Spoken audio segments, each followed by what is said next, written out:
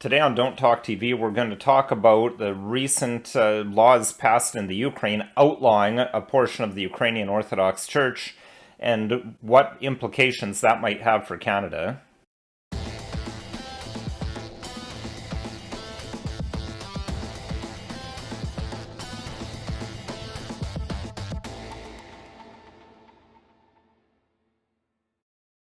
Hello, my name is Nicholas Wansbutter. I'm a lawyer in Stratford, Ontario, Canada, and welcome to Don't Talk TV.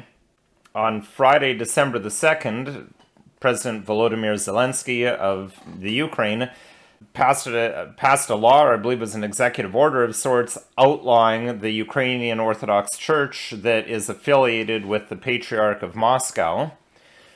So today on Don't Talk TV, I want to talk about three things in respect to that. Firstly, why should we care about what the president of the Ukraine is doing?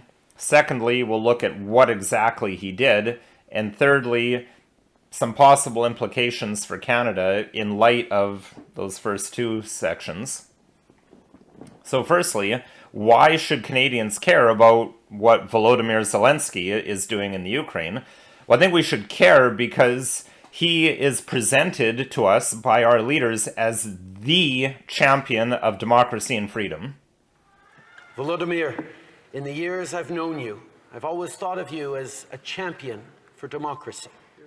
And now, democracies around the world are lucky to have you as our champion. Hear, hear. And in that same speech, we saw Prime Minister Trudeau talk about how he's such an inspiration and an example to all other democratic leaders. You're defending the values that form the pillars of all free democratic countries. Freedom, human rights, justice, truth, international order. These are the values you're risking your life for as you fight for Ukraine and Ukrainians.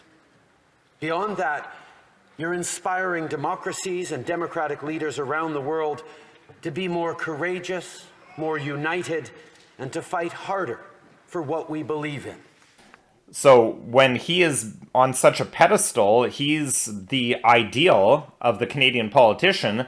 What he does could certainly be followed here because everything he does, he's a paragon of virtue of democracy. Everything he does is to defend democracy and freedom. So if outlawing a certain religious group in the Ukraine is a good thing to protect democracy, it's not a huge leap that could become a good thing here, especially again when we consider that the entire House of Commons gave Volodymyr Zelensky not one, not two, but three standing ovations. And Pierre Poilievre, the great hero presented to us by the Conservative Party of Canada, he was right in there. His only criticism of Trudeau's dumping of billions of dollars into Ukraine has been that he hasn't done enough. Notwithstanding, I mean, it seems liberal people seem to think Pierre Poilievre hasn't said enough, but we can see what he has said is very in keeping with this theme that Volodymyr Zelensky and the Ukraine, they are the paragons of democratic virtue that we should emulate. So what exactly did President Zelensky do? So I have open here in an article from CTV News titled, "Ukraine Bans Religious Organizations with Links to Russia." And it says that in Kiev, Ukraine on Friday banned the activities of religious organizations affiliated with centers of influence in Russia and said it would examine the links between the Ukrainian and Russian Orthodox churches. So Ukrainian President Volodymyr Zelensky signed a decree enacting a National Security and Defense Council decision to impose personal sanctions against representatives of religious organizations associated with Russia, which invaded Ukraine more than 9 months ago. So it would seem that the main target of this order is the Ukrainian Orthodox Church affiliated with the Moscow Patriarchate.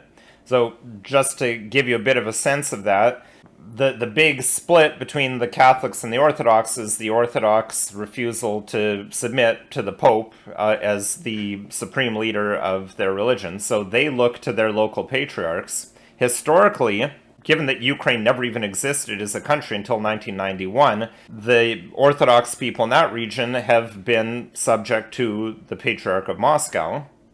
Now, as I understand it, there was a schism of sorts, but certainly a transition around 1990 where this church became independent of the Moscow Patriarchate.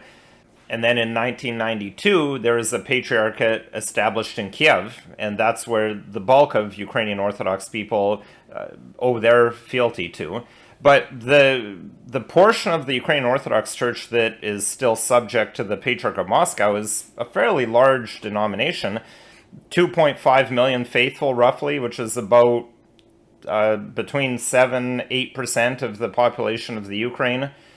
We're talking over about 12,500 parishes, almost 100 bishops, and over 250 monasteries. So when you compare it to some denominations in Canada, it's still quite large. Which leads me to what possible implications might this move have for Canadians? So again, keeping in mind that the Ukrainians and President Zelensky are the paramount champions of democracy, this is therefore a move in favor of democracy and freedom. It's to protect democracy. So it's not inconceivable that in Canada, one day it might be deemed necessary to protect democracy, to outlaw certain congregations in Canada. Now, people might say, well, there's a difference because they're fighting a war. I would suggest that a Canadian government that talks seriously about deploying troops against its own people sees themselves as at war with certain people who they're describing as extremists. Keep in mind episode 128 and some of what I looked at there and their views on right-wing Christians, so-called, and their concerns over them. It's not a huge leap to see more done than has already been done. And I've suggested previously that Christians were particularly singled out for lockdowns. Christmas and Easter were always when the stay-at-home orders are. We should also consider how have courts treated religious freedom and the rights of Christians to worship in light of lockdowns. In that regard, it's worth looking at the decision of Ontario versus Trinity Bible Chapel et al., 2022 ONSC 1344. This is a decision of Justice Pomerantz ruling on the constitutionality of the Reopening Ontario Act and the stay-at-home orders and the various charges that Trinity Bible Chapel as well as Church of God in Aylmer incurred as a result of them exercising what they thought was their right to worship God in the way that they believe he wants to be worshipped. Starting at paragraph 170, Justice Pomerantz lays out what has become the position of the courts. So it says religious gathering limits impeded religious activity, but they also conferred a benefit on religious adherents by reducing the risk of infection at religious events. So that I expect the claimants will see this as paternalistic. However, they are not the only religious actors to whom the laws applied. There may well be individuals who took comfort from capacity restrictions on churches. So it's okay to violate the rights as long as some people feel good about it. Now, a little bit further, they say that full accommodation of religious freedom would not have resulted in legitimate inconvenience for government. It would have represented a wholesale abdication of government responsibility to act in the public interest. It would have meant turning a blind eye to threat of severe health consequences for a large swath of the population. This notwithstanding the fact that there is no evidence whatsoever that I'm aware of that anyone got sick at any of these churches. I'm sure it would be all over the media if they had. But then that's where we get the conclusion, paragraph 173. Hence, I have little hesitation in concluding that, while numerical and percentage gathering limits infringe Section 2A of the Charter, the salutary benefits of these restrictions outweighed their deleterious effects on religious freedom. Ontario has met its burden to establish that the religious regulations in issue are reasonable limits demonstrably justified in a free and democratic society. So, extrapolate that reasoning to a situation where some congregation is deemed too extreme and is a danger to Canadian values, even though our Prime Minister said there are no Canadian values. On the other hand, courts will say there are values. I don't think it's a big leap at all to see that mentality, that reasoning being transposed onto some sort of a crackdown on some small, quote-unquote, extremist religious groups. And I mean, really, there's plenty of groups. I mean, Trinity Bible Chapel and Church of God are way smaller than the Ukrainian Orthodox Church that's affiliated with the Moscow Patriarchate. There's a very few denominations that are more than 2.5 million people in Canada, and the ones that are bigger, they're the big official churches that, lock, stock, and barrel bought into all the COVID restrictions.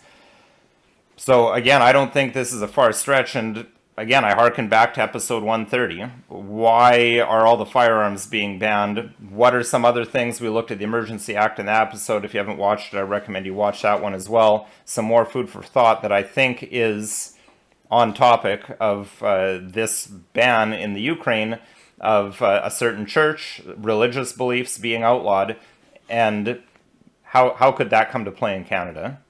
This video is not legal advice. If you need legal advice, call a lawyer. You can call another lawyer or myself. My phone number and website are listed below.